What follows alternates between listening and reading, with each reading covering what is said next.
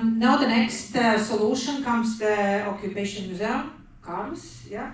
They are working with the school children groups and solution how to tell the difficult and painy story easier.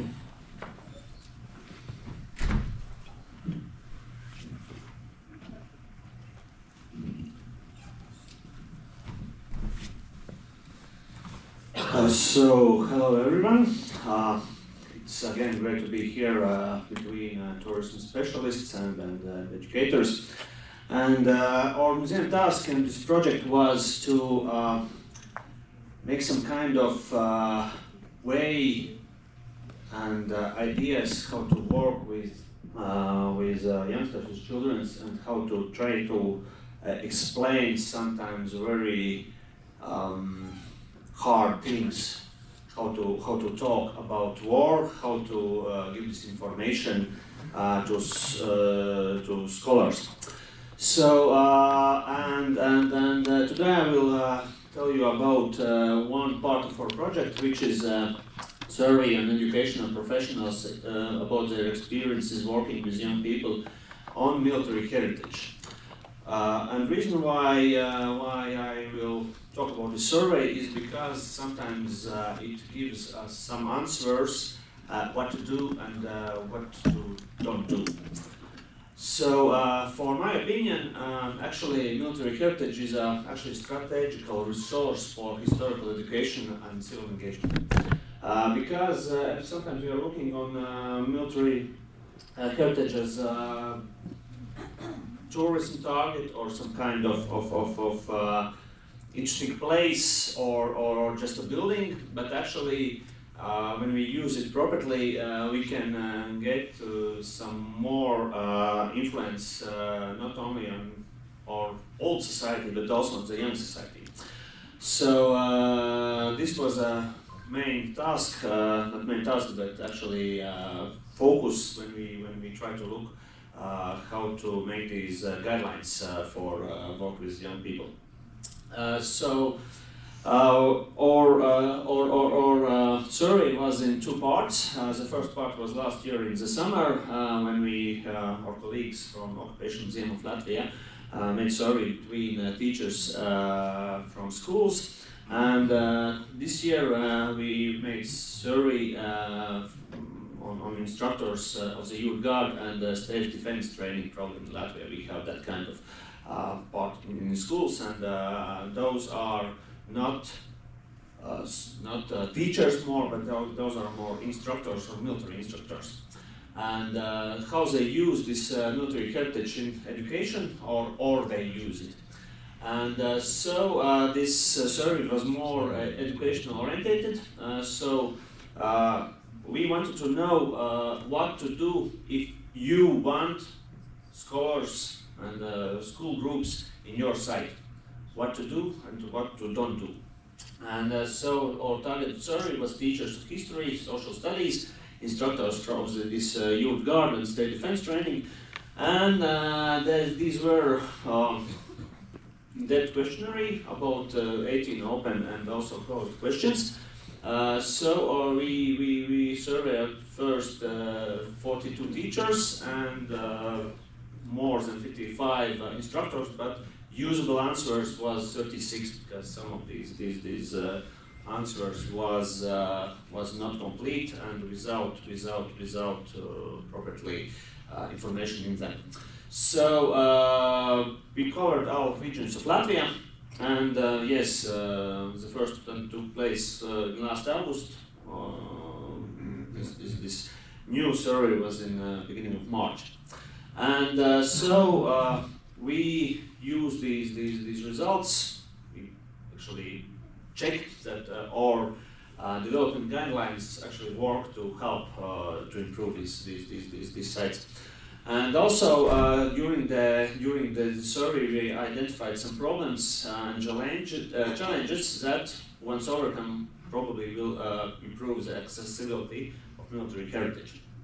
So the first question was, how do you understand the concept of military heritage? And of course there was many answers, but most of them was that military heritage is something about about our history and something about places. So history in places about our history. And so in Latvia, when we work with scholars for schools or groups of students, is 3 groups, 7 to 8, prime school, then 10 to 14 and 15 to 18 years.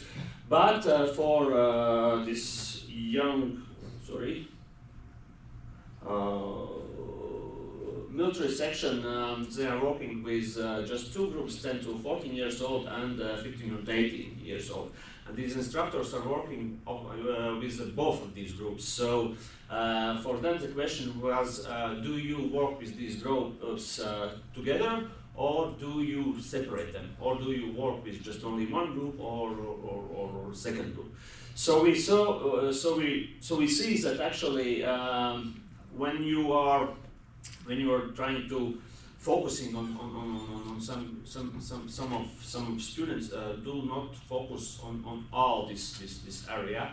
If you are making some kind of programs, so take in mind that for those who are 10 to 14 or 15 to 18, there must be a different way, different approach how to tell this story.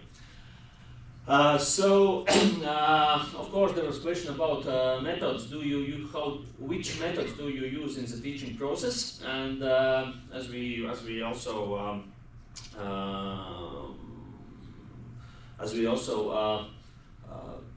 think that it's showed that in schools these are more traditional methods, and what is interesting. Button. So in schools, of course, there is kind of research and source analysis, and that means that if you are, for example, trying to getting some groups on schools, then you have time probably also to do some homework for them, not for them, but give some information to do their homework.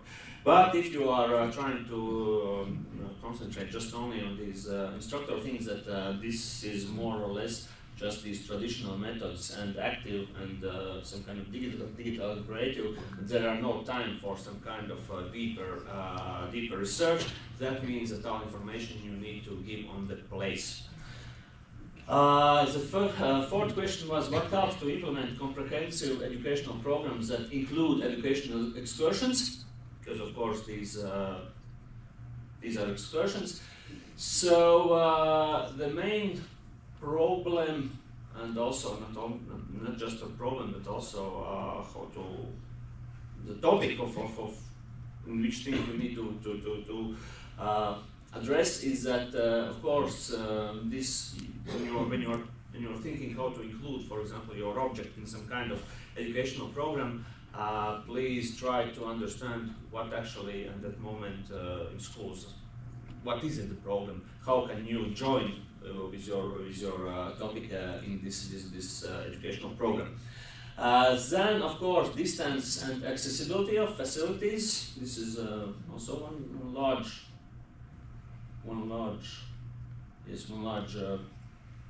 play a role. Also, the costs, how to get there, and of course the cooperation of teachers. And the main problem is that you have a lack of time and lack of money. So probably there must be some kind of ways how to get more finances and how to get more time to do this. So that means you need to plan, and you need to plan not only for themselves and not only for schools, but you need to plan together. So actually that means that this work, it's not just only when you get some phone call from school, but you need to proactive, and you need to also help them to get there. What limits your ability to implement comprehensive educational programs that includes educational excursions? And as I said, that these are the main problem, how to get there. So we don't have answer for that, but it must be taken in mind. what military heritage sites and objects have you used in the teaching process? And we took example from Military Heritage Tourism webpage. So as we see, museums, monuments, and it's quite identical for both groups. That means that actually museums, monuments, some kind of battle sites, memorials, these are the main places where to work with young people. That means that these must be the main target. For example, an excursion. It's not like you are just going some kind of, for example, on some kind of bunker and then you go to museum. So museum must be the main thing, and why you will see later.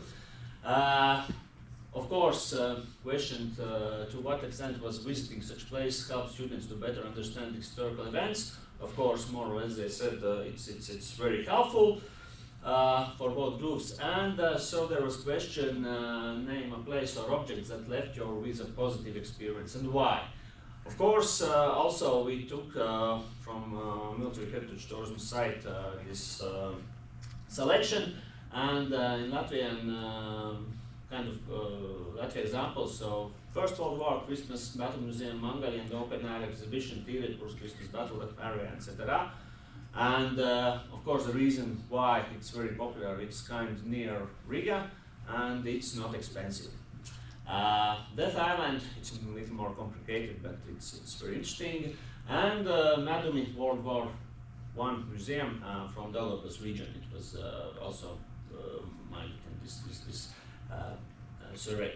War of Independence, of course, Oskars Kalpaks, Airītes. One interesting moment was former HQ of Latgal division in Pļaviņas. I think also this probably is from some kind of local place. About Second World War, more or less very good known places, but very interesting is that More Battle Museum is one of those who are highlighted many times. And the reason is because you can touch here the technique, etc., etc. It's very popular between especially military instructors. Probably they have been there in some kind of their own lessons, so they know that you can take them. And also Stonepaki and Ile Bunker was one of the main parts, which was multiple times shown. Of course, Soviet occupation, Ligatne bunker, escape from USSR, Museum of Occupation of Latvia, fortresses, more or less, and general military museums, of course, Latvian War Museum in Aglona, Museum of Occupation of Latvia, Museum of Cēsis, and one interesting was a museum in State Border Guard College in Rezekne, for example. So, unfortunately, not everyone wrote why he used this place, which is the reason why they choose to mention this one. So the next question was name a place or object that left you with a negative experience and why. And so if we are, I'm going to crossing this slide, that more or less you can put many, for example, cemeteries without explanation in your this tour, for example. Perhaps there were too many cemeteries to visit, so the kids just lost their interest in these things. Salaspils camp without explanation. So small private collections. Because sometimes the price is much more higher than a group of schools can afford it. And of course I will put the X's there because there is some kind of experiences, personal experiences. For example, in some kind one of the museums, a group leader, his story was very boring. He ignored the students. His behavior was rude. The students were simply given worksheets and at the end given 1 minute to reflect and say thank you for coming, and without communication. Because the guide was very uninterested, at times it even seems that the narrative glorified the Soviet occupation, the rudeness, aggression of the exercise guide, playing the part, shocked, and had very negative impact on some of the students. In our looks, the guide was boring and without any interest in it. It was in 2017.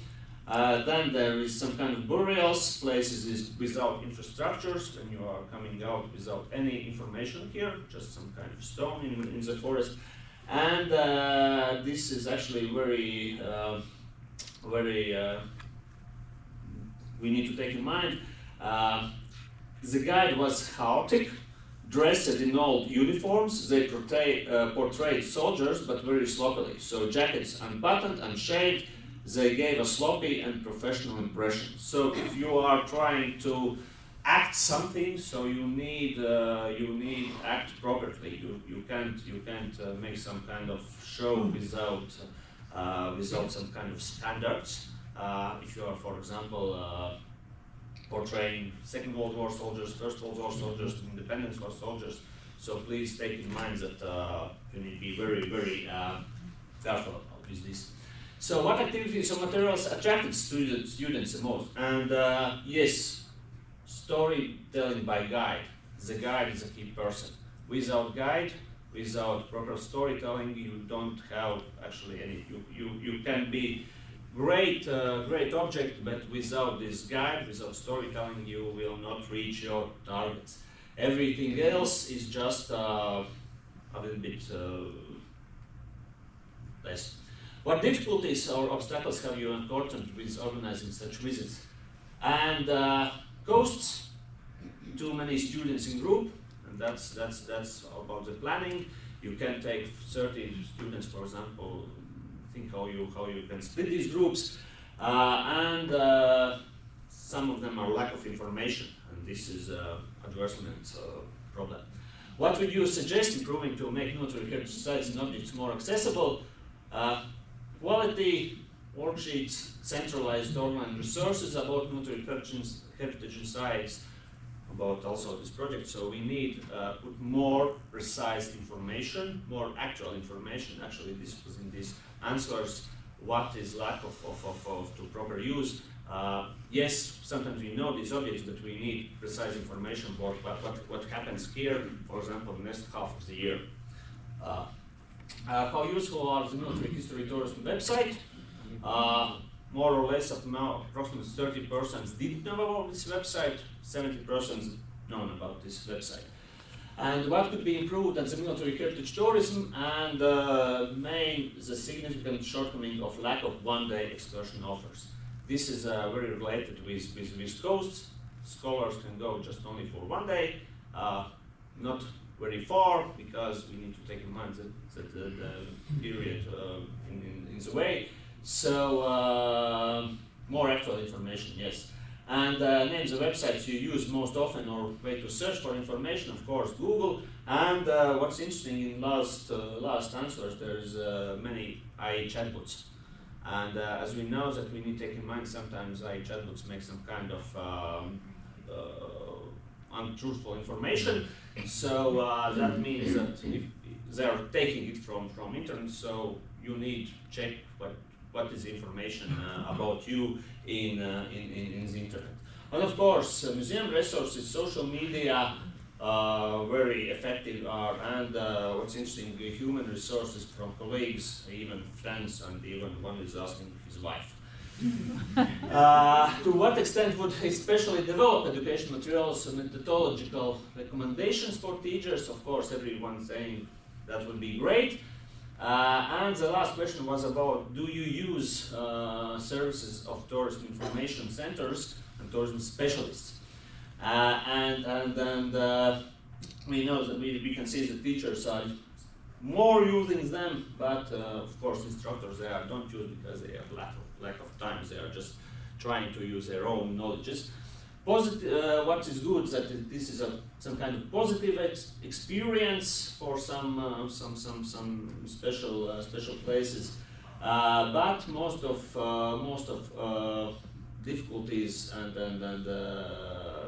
of course is that sometimes when you want to see one place, sometimes it's very far.